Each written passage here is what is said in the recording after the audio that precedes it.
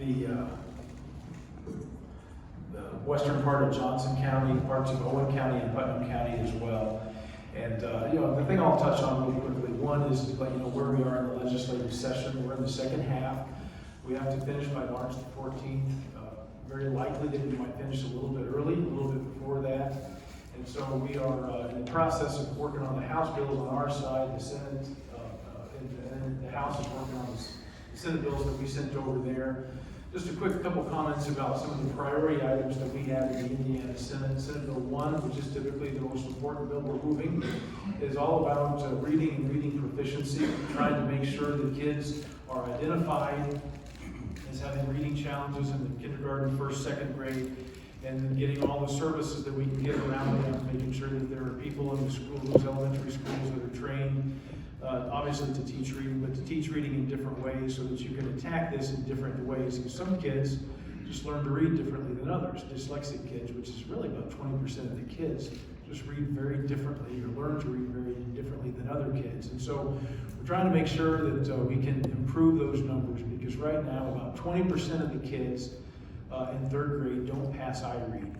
And iRead is it's not the highest level of reading that you can achieve when you're a third grader. In fact, it's a second grade level reading test, and it's to test just the base level to see if you're at the minimum level of reading. And so 20% of those kids that are not passing is far too large of a number. So that's a real focus of us this year. We're also working on a bill that tries to deregulate daycare services a little bit without going too far, without doing too much deregulation, so that you start worrying about quality or safety issues. But the bottom line is, right now across the state of Indiana, daycare is very hard to find, and when you can find it, it's really not very affordable for a lot of folks. So, and that's the reason that a lot of the workforce is staying out of the workforce right now. So those are a couple highlights that we're working on. They're moving through the House very well, and we're hopefully get those to the governor's desk. Happy to answer questions about those or any other items that are going on in the General Assembly this year when we get to the question part. But thanks for having us. Good. Excuse me, I'm nursing my vocal cords back to health over the last week. So in the House, our priorities, you all have a sheet in front of you that explains our priorities, but a lot of times, and I want to say that the Senate priorities are one thing. It doesn't mean that they are not our priorities as well, but the House complements their priorities so that we now have 10 different ideas instead of everybody joining in on the same 5 ideas. One of those is expanding our work-based learning, which, as you've seen over the last decade, we've been trying to incorporate more funding and more opportunities for career and technical education. I won't say not as an alternative, but as a parallel path for those who are academically minded. Some kids in the CTE programs are just as academically focused as others. They just prefer to use that toward a hands-on application of their knowledge. And I was thrilled to see that Morrisville brought a couple of boys who are in the building trades to be a part of this session today. So it's always encouraging. The interest is going up and up and up. We are trying to refocus our graduation requirements to accommodate that, because clearly if you're going to be an electrician or a carpenter or any kind of technical ed, you don't need 4 years of Spanish in most cases. So how do we balance? Well, in some parts of the country you might, but how do you balance those on an academic track with those who want to take a career track? So we're actually looking at a longer term change to the graduation pathways. The only bill that I still have moving, I filed 5, and some of those bills I put months of work into. One of them had to do with firefighting and townships and related departments. But then all of a sudden, we got it to a good spot. I had Homeland Security on board, I had the firemen on board, I had fire chiefs on board. And then this Wayne Township issue came up where they want to merge, and that kind of blew up the whole thing. So that was 6 months of work from about 11 people. It just went poof, and went away. So you never know what's gonna happen to your bill. The only one I have left moving, I have a hearing in the Senate on Tuesday. It's an aviation liability bill. And it's based on a statute that was written in 1951 or 52 and basically hasn't been updated since. So the thresholds for reporting accidents are at $100. If you own an airplane, that's like a scratch in the paint. So we were trying to raise it at least to eliminate the requirement for reporting up to about $7,500. And then the exchange of information. So you're a pilot that's coming in on the runway and you have a sloppy landing. You take out a runway light, you may clip somebody's wing. You're insured. Everybody has to have their insurance. But what they have found out is that you're not required by law to give your insurance information to the harmed party. So the only way that that guy who now has damage can pursue a claim that you caused is to take you to court and get your insurance information through the discovery process. If anyone's an attorney out there, that's a very expensive, lengthy, roundabout way to get your insurance policy to file a claim. So this would mandate the exchange of information upon request. I know it doesn't affect a lot of people, but it does affect the aviation industry, and they were very concerned, so I'm carrying that bill for them. Well, thanks for everybody coming out. My name is Craig Haggard. I'm District 57, which is Mooresville, Plainfield, Canby, parts of Western Greenwood, Northern Center Grove. And this is, it's an interesting session because that's my first short session. And of course, we know, as promised with a joking wink, we weren't going to get into anything controversial.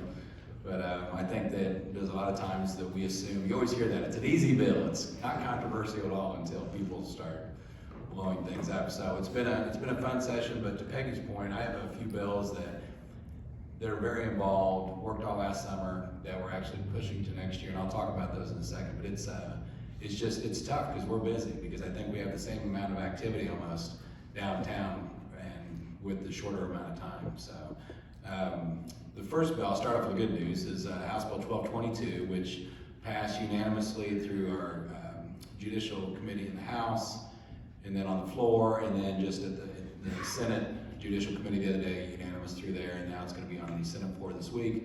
And that's the bill that I authored that is protecting basically, it's mostly older individuals, but it's predatory practices by out-of-state real estate firms that are getting people on the phone to sign. It's called a residential real estate service agreement. So if you've done that, come see me.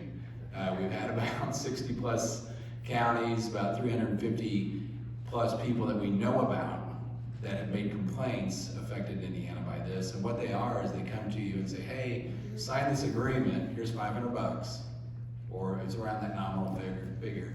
And then it now encumbers that title for 40 years, which survives the death of the owner. So anytime you want to pass this to your kids or to a spouse, or even if you have a court decree or a refinance or anything like that, they come to you and say, well, even though we provided no service, you signed this thing, and now we can penalize you up to 3 to 4% of the value of your home that we decide. Give us our 15 grand and now you can refi. And so it's there's lawsuits. There's about 7 other states have already passed similar legislation. And I'm assuming, and God willing, that it'll be unanimous through the Senate and then signed by the governor. So that's one that I think it's important to protect people that prey on our most vulnerable folks in the state. So my other bill that I was working on all last summer with a lot of folks was an anti-foreign adversary bill. And there's one going through right now by Chemical, which is to not allow basically the Communist Chinese Party to own agricultural real estate in Indiana. And that was what part of my bill is. The great thing is Kendall's going through a lot of the headache on some of the stuff now, and he's going to become a co-author on my larger bill next year.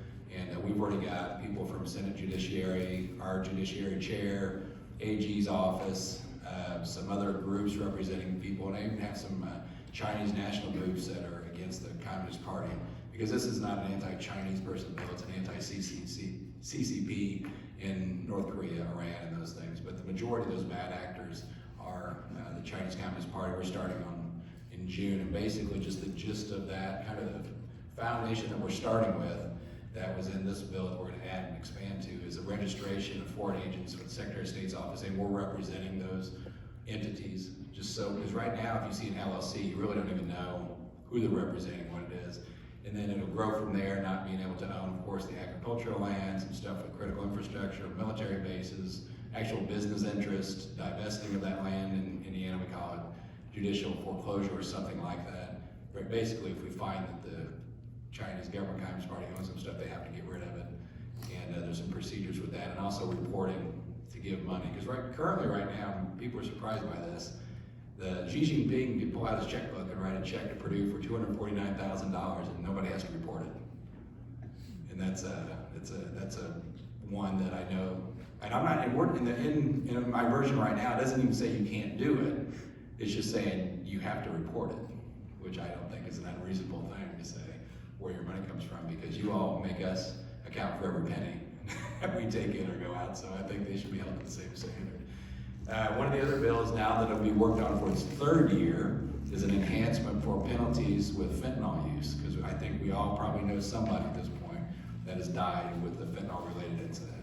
And right now, a couple sessions ago, I know they passed a bill before I came in that said, you know, if we're at a party and Peggy gives me a pill and I die from fentanyl, that they could arrest her for murder.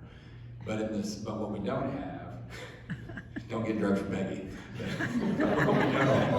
I have that odd sense of humor. So. In the city. That's right. Oh, man. But what we don't have in there is if I get this same pill and I don't die, but I'm critically injured for the rest of my life. Right now, it's a level, I believe, 6 felony.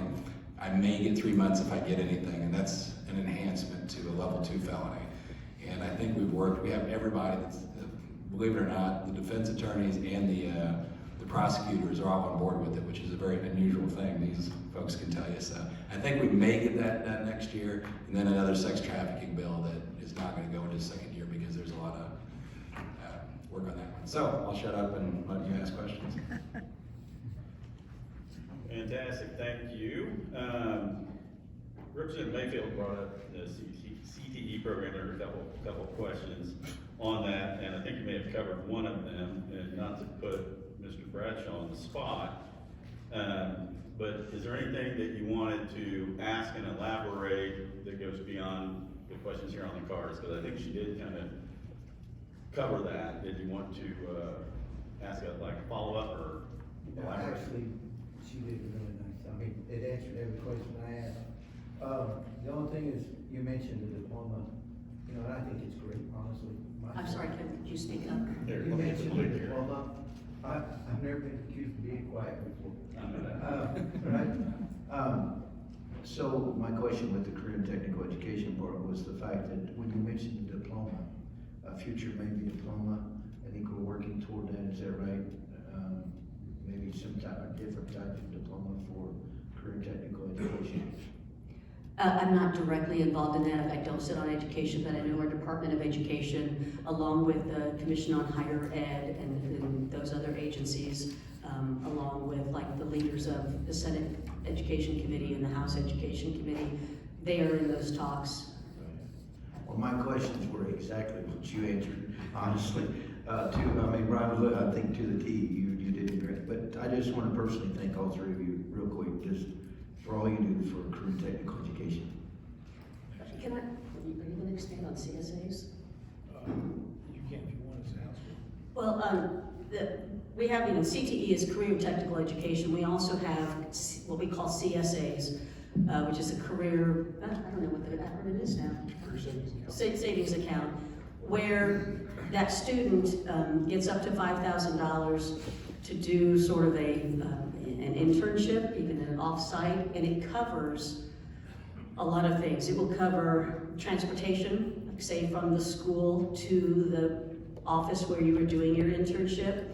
That is, because this is sophomores and juniors and seniors, some of them don't drive, so they would be eligible to get reimbursed for, an Uber or something like that. Credential costs. So let's say that you are in a class, you're doing an internship. I will use insurance because we've been working on a program specifically for that.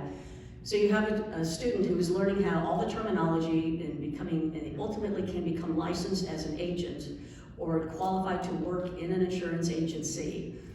They turn 18, they can take their test. which is $400 or $500. And then there's a week-long class to prep you for that test. This fee can be used for that. So it's much broader than just applying it to the school work.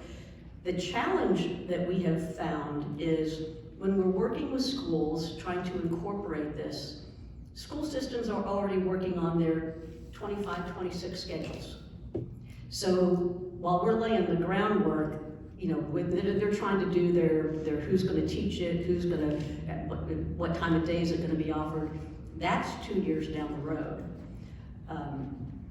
We have actually implemented this program, and it's a national program recognized, and it's even recognized by our own Department of Workforce Development for older people out of high school, and they're trying to get it approved for the high school level, where we need those internships. And so I want to put the thought out there, and it's not just the insurance industry, it can be the ag industry, it can be the banking industry. What kinds of positions do you have available to take in a high school student? I know there are limitations on heavy equipment and things like that, but how can you give these kids on-site practical experience while they're in high school so as they move on, they're ready to hit the ground? So think about that in your businesses. Is it something that you can take part in? You know, are you a company that's willing to take on a high school student as an intern and show them the ropes several hours a week? Because we have people who are wanting to go through. We have this program in Perry High School, Southport High School, and Greenwood. And I know the Greenwood kid, he doesn't want to be an agent. He wants to be an actuarial. But in order to be an effective actuarial, you have to know the industry in a broader sense. So he is taking this, it's more rudimentary to him. So he's taking this class, and it's taught by insurance professionals. So, and I think that we're going to see a proliferation of this in lots of different industries. So keep that in mind. Thanks, Peggy. That's I really enjoyed hearing about that. That's real exciting. We do have a couple of questions that came in via email, and I will, both a little lengthy, so I'll get through them. They're written in cursive too, so. Anyway, HB 1100, authored by Greg Porter, is shown as inactive. This is a bill which would have given us the option of opting out of the BMB selling our information. From 2012 to 2022, they, I assume the BNB, have made $237 million from selling our information. It wasn't until December 2023 that they had to disclose where the money was going. As far as I know, Indiana is the only state which allows this. What can be done to stop this unfair practice? I can start, you tell me if I screw it up. But basically, this is the catalyst of a lot of this. Not only was it Representative Porter's bill, but I think Indy Star does an article every once in a while for me talking to him folks and says, here's a thing to be mad at. So when it was first sent to me, I felt the same way. I said, okay, what are they doing? They're selling our stuff. And so when you actually look at what they do, there are certain requirements that the BMB has as far as, first of all, they don't sell it off to people for text or phone calls or to Amazon or things like that. These are things that insurance companies, a lot of, what are the different organizations that need information? So there are technical things that if you get insurance and they need to verify things with the license branch, your license or accidents or whatever kind of thing, they'll send off, they're in a system that is a secure closed system, but the people who actually look at this system actually, I believe they sign a document that they won't give the information away. It's only specific people within those places that can look up and get that data. And that data then is charged, the BMB charges those organizations that get this information. And it's a very nominal fee. And then maybe Rod or Peggy can say where that money is spent. But so that's what it's sold for. It's not sold to the public. It's sold for banking institutions, insurance companies, things like that need this. But it is secure information, and then they're just charged that fee. And so the story is incorrect. The bill was kind of uninformed, which is why it didn't go anywhere, because it's not really what happened. So. Oh, go ahead. Is there a bill moving that has this I don't think there's a bill moving right No, now. it was assigned to a committee and it was never heard.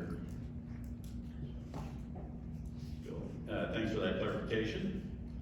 Question number 2, as someone who has recently started paying for a portion of my employees' health insurance costs, I've started to pay more attention to why it costs so much. Some of the healthcare legislation proposed this session seems similar to price control measures, but do you think that moving forward, we will see more market-based solutions like repealing, in quotes, any willing provider, end quote, laws? That makes sense? I'm not sure I understand that last piece of it. Will you read that again, Brian, for us? As someone who has recently started paying for a portion of my health or my employees' health insurance costs, I have started to pay more attention to why it costs so much. Some of the healthcare legislation proposed this session seems similar to price control measures. But do you think that moving forward, we will see more market-based solutions like repealing any willing provider laws? So just a couple thoughts with regard to that. I'll go first if it's all right. We've worked over the last 5 years really hard in a pretty assertive effort to try and impact the healthcare costs in the state of Indiana. If you look at our healthcare costs, I'll start here. If you look at Indiana, we're a low cost of living state, without a doubt. Easy to see, and with objective criteria, we're a low cost state, but we are not a low cost state when it comes to our healthcare. In fact, one of the top 10 highest in the nation, frankly. And it's very difficult to understand why that is.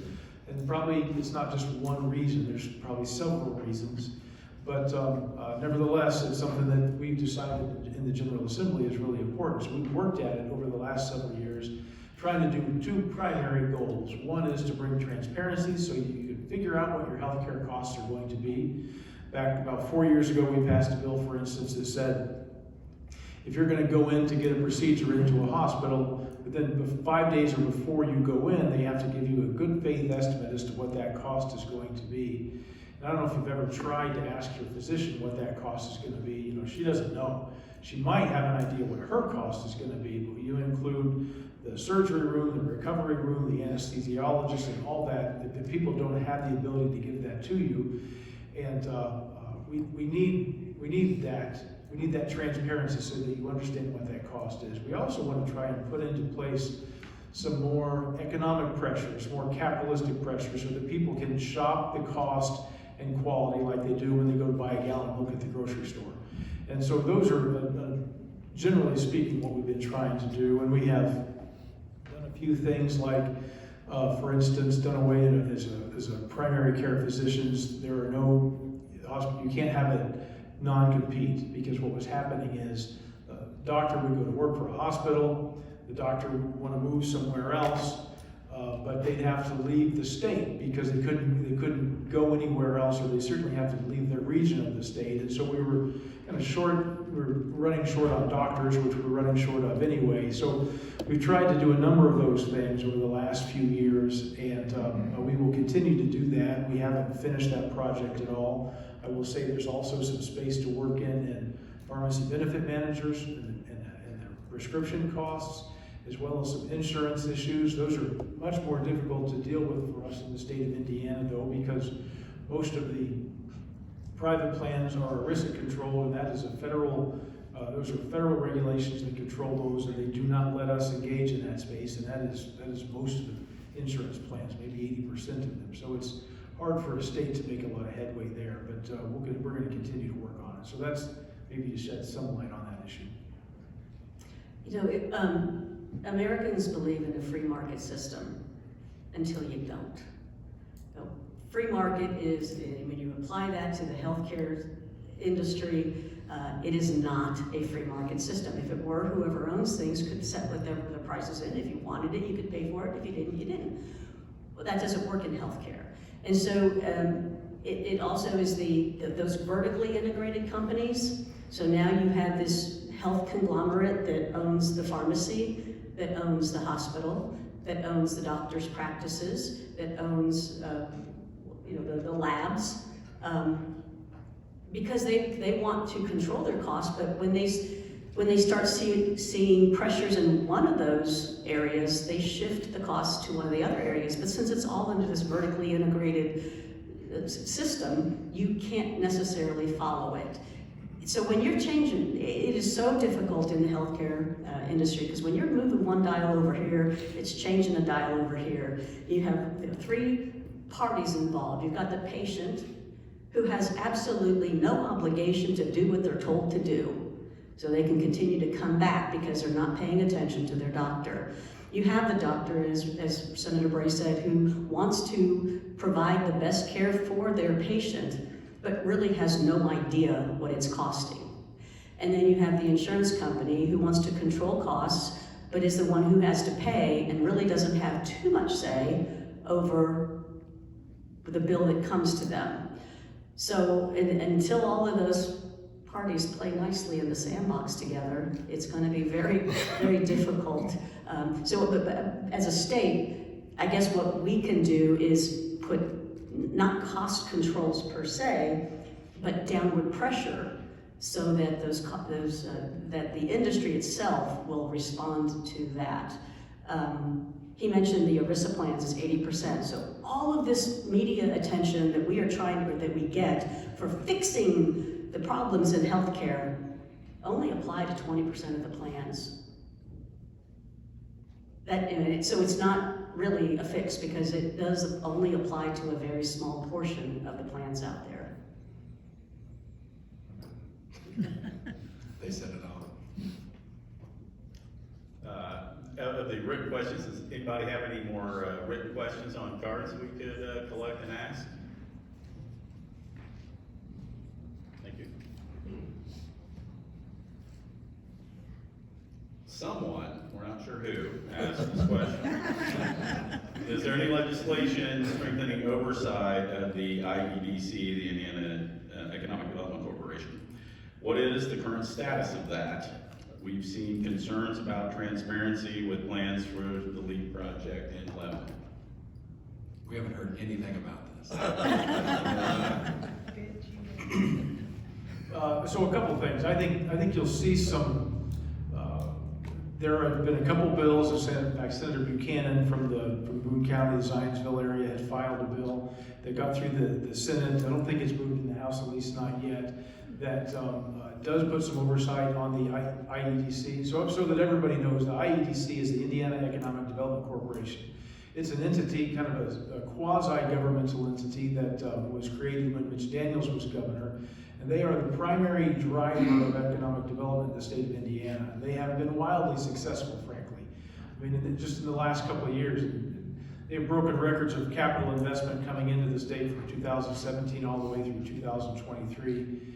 And I remember in 2018, I think everyone was really excited to have $8 billion of investment come into the state of Indiana. In 2023, that record was $28 billion. So it is wild, it's been wildly successful. And so it's given a lot of opportunity and a lot of high wages coming into the state as well. So it's a success story. But with any success, there are some challenges. And so there has been some push, rightfully so, to make sure that there is enough eyes on the Indiana Economic Development Corporation. So that bill does a couple things. Again, it puts some people from the General Assembly on that board and as a bit of an oversight. It also makes sure that there is notice to local governments if the IEDC is going to come in to buy land. Typically what they do is buy options to purchase land, not necessarily buy land. They have to give notice to the local government folks if it's going to be 100 acres or more I think it's 30 or 60 days in advance of any closing, so that the local government knows what's going on and they're not surprised about it. That's one of the challenges is, like in Boone County, they start buying options and then the rumors spread wildly about what's going in here, what are the problems going to be, what challenges are we going to have. So they're it's by and large to bring transparency and communication between the local government and the IEDC is what that effort is. I just want to echo a little bit what Senator Bray was saying as far as, they've been wildly successful, and they do a lot of good things. But the problem is, to some of the stuff we've talked about or I was dealing with this morning, was when we do something up here, it doesn't quite make it. It's that old grapevine game, right? It doesn't make it down to the communities, which is great that you're here, but a lot of people aren't. And they'll hear one thing, and so even though they're successful, you're hearing, if you hear the LEAP project, you're thinking they're stealing people's water, they're messing up with farmers' land, and they're doing all this stuff.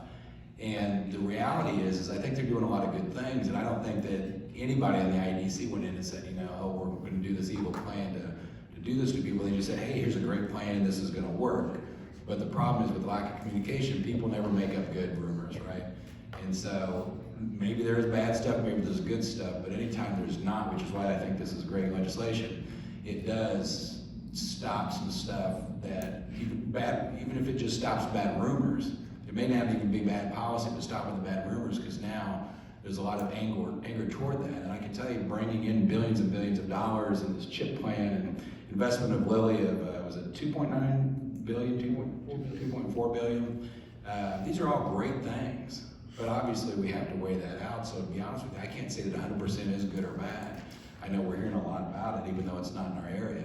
But I know one thing we're not even talking about is the power generation issue, which is a whole other thing, which is kind of silent right now, but maybe some possibilities of testing some small modular nuclear reactors, which actually people have been talking about. That's a whole other side. Can I weigh in one more thing on that? So the other thing you hear with that LEAP project is about water. And oh my gosh, they're going to steal water from Tippecanoe County and bring it down to the LEAP project.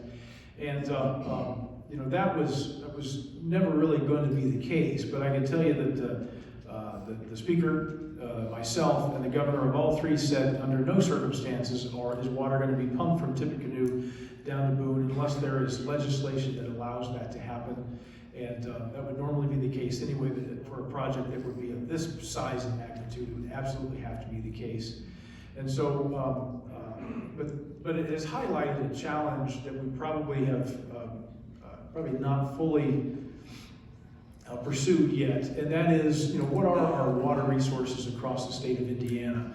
We are fortunate that we have an abundance of water. It's not in every spot in the state, but we do have an abundance of water from Lake Michigan all the way down to the Ohio River, and many, many really abundant aquifers in between. But we haven't really mapped out the state. We've only done about 3 different sections of the state right now so far to know exactly how much water is there. So we're going to make an concerted effort, get 2 more regions done right now, the Tippecanoe area and also the northwest region of the state of Indiana. Here, trying to get that done in the next by the end of the year, frankly. And then after that, continue to map that out to find out 2 things. One, how much water is there, how much, and also do a kind of a 50-year study for those regions to decide how much water is too much water to take from that place to use in a business, because some of the businesses that are trying to come here right now to the state of Indiana are really heavy water users. And so we just want to make sure that we have a map across the state. We know exactly what our water resources are and how much is too much to take away from any particular place. So we'll, hopefully in the next couple of years, we'll have that done. Probably should have done it anyway, but this LEAP project has really highlighted that need.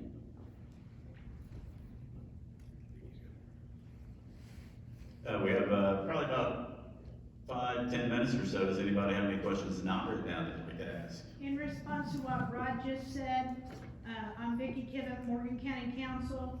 We received funds called ARPA money for COVID recovery. Part of what Morgan County is doing currently with part of our money is a aquifer study, $1.2 million. I was at a council meeting recently. I was approached by Boone County asking if we were gonna let them have some of our water. So they're eyeing Morgan County as well. I think we're on the cutting edge, our county, in the fact that we're already taking part of this study, paying for it ourselves. And we've got about 30 property owners countywide involved. And if you're interested in being part of this study, it's not too late to see Josh in the commissioner's office here. And I think all you need to do is internet connectability to be part of the study. So it's a big business. Big business, definitely. Thanks, Vicki. I just gonna ask to follow up on that with regards to water rights. I mean, we are blessed, as you mentioned, with regards to the water resources that we have compared to states like Arizona, Nevada, California, Arizona, and they fight over those rights over there. But here in Indiana, where we're blessed, and how are you going to manage that? Or because we've got for-profit utilities who are pumping, like I'm served by Barbersville Water, we have Indiana American, we have all these others, and they are taking water out of that aquifer and others. So are they part, you're talking about studying, and that's very good to do, but are you looking at that? I even remember when the Bert Servas, who was then president of Indianapolis City County Council, talked about bringing a pipe from the Ohio River all the way up to Indianapolis in terms of that. But I mean, when you get into this whole area of water, it is really a sophisticated, challenging task. So I guess the question is, in part of studying this, are you working with the utilities who are already regulated? Yes, the answer is yeah, and that's absolutely vital that we do that. I mean, you're right, the western states are fighting over water, and every good western movie that you've ever watched fought over water, as I recall too, right? But we just haven't had those fights. But if you look around the central Indiana and Indianapolis area specifically, all those utilities that deal with water now are doing a really nice job of working together and communicating together. I think over time, those kind of handshake agreements that are going on right now, we're probably going to have to get more sophisticated and more formal. But those water utilities are a big part because they take an awful lot of water out of the ground. But there's an awful lot of other users around too, commercial users, but in agriculture, irrigation, in certain parts of the state take a lot of water out of the ground as well. So we got to figure out a way to make all those folks work together. But right now, there are some loose associations of utilities that are working pretty nicely together, but that probably has to become more sophisticated. Stepping back to the B&B issue that we were talking about, I would suggest that if those companies are spending that kind of